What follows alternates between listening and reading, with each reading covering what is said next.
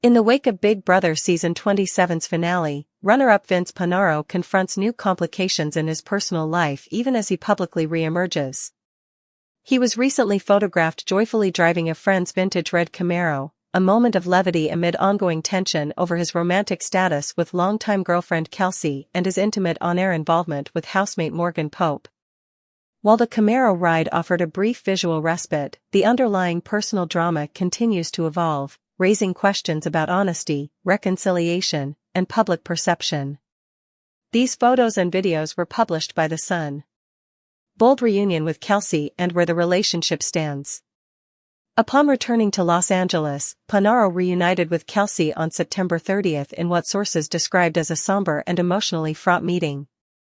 The pair ran errands, visited a cafe in Malibu, and conversed with little visible affection. He only learned about Kelsey's decision to break up via a fellow contestant on the live finale stage, after having been isolated from news of the outside world during the show. Kelsey reportedly ended the relationship in response to Vince's increasingly intimate behavior toward Morgan Pope during the season, including sharing a bed, whispering sweet words, and engaging in close physical contact. Although they met face-to-face again, sources suggest that reconciliation will demand considerable effort, with Kelsey's trust needing to be rebuilt from scratch. The vintage car moment and public distraction.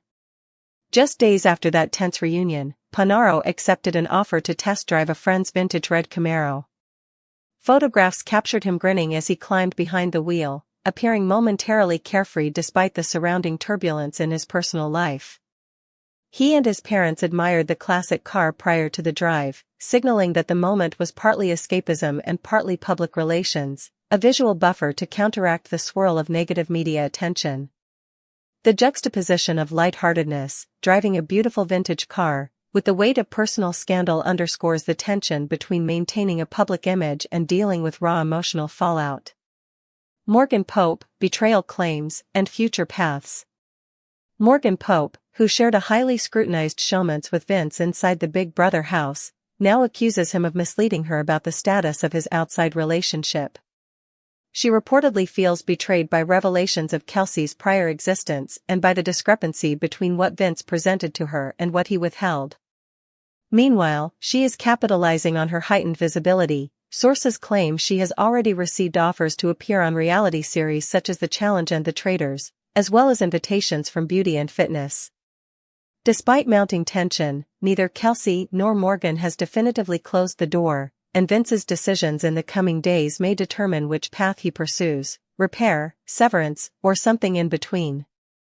Big Brother 27-foot winner Ashley Hollis is open to an all-winner season, so she can get a better edit. The things that shocked me the most were probably Ava, Riley, and definitely Vince, she tells the Wrap of seeing what she missed on. Vince Panaro, Ashley Hollis, and Morgan Pope at the Big Brother 27 finale, Matthew Taplinger/CBS. For Big Brother fans who watched the show on the live feeds this season, Ashley Hollis defeating four-time head of household Vince Panaro in the season 27 finale didn't really come as a surprise. However, if you only casually followed along with the edited show on CBS, the young lawyer's win may have seemed a tad out of nowhere. I haven't watched the show all the way back yet, but the things that shocked me the most were probably like Ava, Riley, and definitely Vince. As people saw on my Instagram, me and Vince were never close. I never even wanted to work with him. That was all strategy. I wanted him out since the early days. But then I started seeing he could take me further. The connection with Morgan, that was always two votes that I would have, because him and Morgan were obviously very close, as people saw. Morgan was running that man in the game, Hollis told the Wrap. I knew I would always be safe with him, even though we didn't really vibe. But to see how my name was in his mouth 24/7, I'm like, okay, his breath must have been hot. I wasn't the biggest fan of Vince, but he definitely wasn't on the forefront of my mind every single day like I was on the forefront of his. That shocked me, Ashley added. Ava's comments about Rachel shocked me. Ava's comments even about me the first few weeks shocked me. That was a one-sided beef, fully. I did not have beef with Ava. And I think Riley, hearing that he said he wanted to trip me, seeing the way he talked to Catherine. Those 3 things shocked me. Big Brother producers defend controversial hamster wheel competition twist, exclusive. Alison Grodner and Rich Meehan also discuss the possibility of including the twist in future seasons. For Big Brother executive producers Alison Grodner and Rich Meehan, it only made sense to move one of the franchise's most dramatic twists from the Christmas-themed spin-off series Big Brother Reindeer Games to the flagship show. Instead of staging a standard elimination competition involving a hamster wheel maze, Reindeer Games introduced a diabolical twist. The first player taking it on would be eliminated if they could not finish it in under 5 minutes and 30 seconds. However, if they completed it in time, the next person would have a minute less to do it. And each person after that would have 1 minute less than the person before, with the pattern continuing until someone was eliminated. The drama reached its apex when Brittany Haynes shockingly solved the maze in 3 minutes and 30 seconds and then chose Danielle Reyes to go next, even though Taylor Hale was volunteering.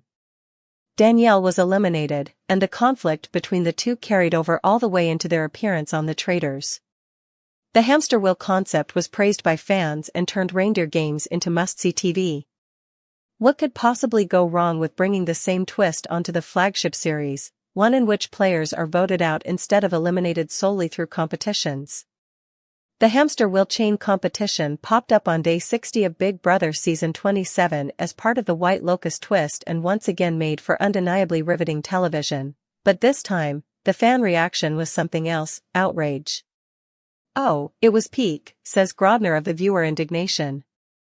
The source of that indignation stemmed from 2 sources: the fact that the person eliminated was evicted without any sort of vote, or veto, and that the person who was eliminated was none other than Iconica herself, fan favorite Rachel Riley.